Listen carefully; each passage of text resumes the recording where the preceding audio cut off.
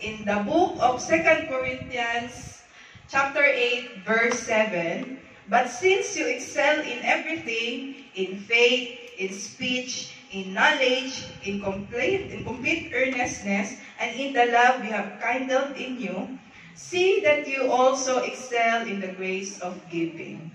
Amen. So, malinaw po ang sinasabi ng Diyos, no? Salita ng Diyos. Kung ikaw ay naglilingkod ka, for example, naglilingkod ka dito sa music ministry, nagbibigay ka ng effort mo sa kitchen, nagmagaling ka sa education, nagpa-Bible study ka. So, kumusta naman po ang ministry natin sa pagbibigay? Amen?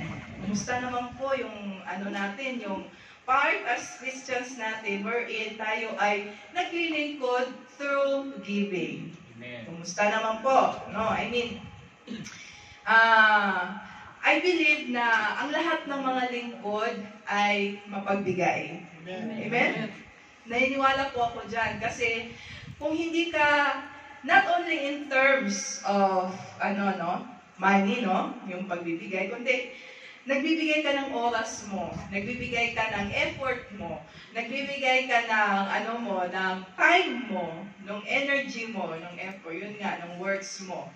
So, kumusta po yung ministry natin sa pagbibigay? Amen? Kasi kasama to. If we are a servant of God, this is a part of, isa ito sa mga ministry natin. So, kumusta? Kumusta po yung pagbibigay natin sa Diyos? I believe na ikaw lang po ang nakakaalam niyan. Amen?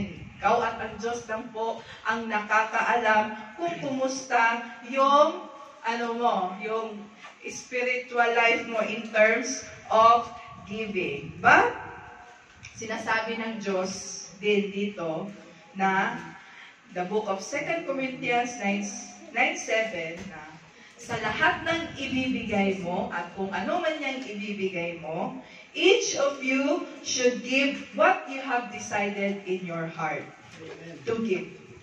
Not reluctantly or under compulsion, for God loves a cheerful giver. So, ang lahat ay dapat galing dito, sa puso.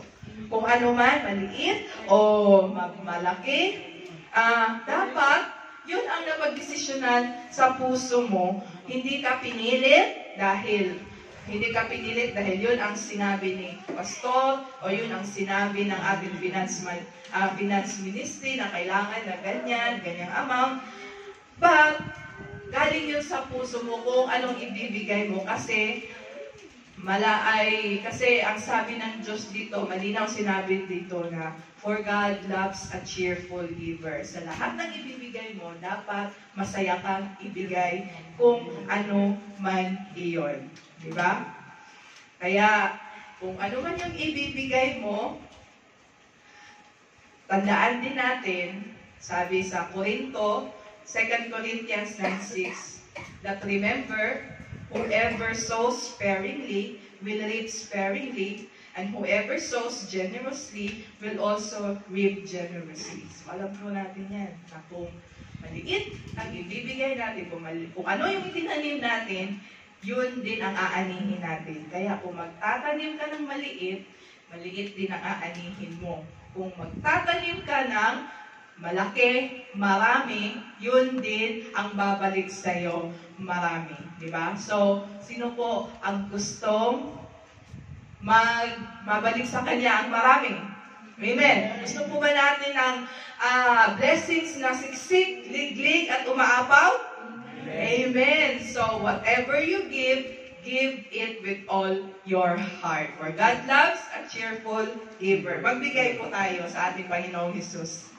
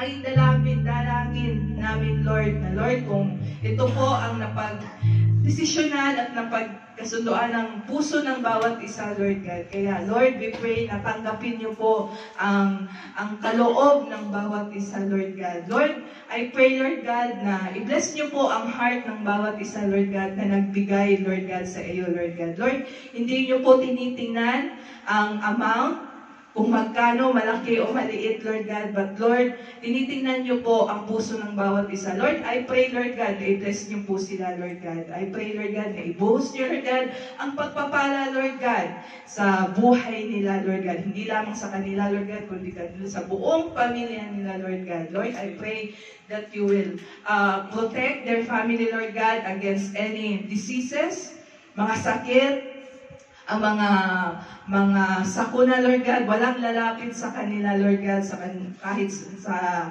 aking mga kapatid at sa kanilang buong pamilya, Lord God. But I pray and declare blessings and blessings upon them, Lord. Lord, dinadalangin ko po, Lord God, na i-bless niyo po, Lord God, ang daluyan, Lord God, ng pagpapala, Lord God, which is ang aming mga trabaho, ang aming mga kumpanya, Lord God. Lord, continue to preserve this channel of blessings, Lord God, na galing po sa inyo, Lord God. Ingatan niyo po ang iyong mga anak sa kanilang mga trabaho, Lord God, sa araw-araw, Lord God, na kanilang tinatahak at ginagawa, Lord God. I pray for safety. I pray for good health, Lord God. And I pray for strength, Lord God, na galing lamang sa inyo, Lord God. Maraming salamat, Lord God. And I pray, Lord God, na itong perang ito, Lord God, ay magamit, Lord God, for the purpose, Lord God, sa iyong kaharian, Lord God. Maraming salamat, Lord God, sa blessings, Lord God. Maraming salamat, Lord God. In Jesus' name we pray. Amen. Amen.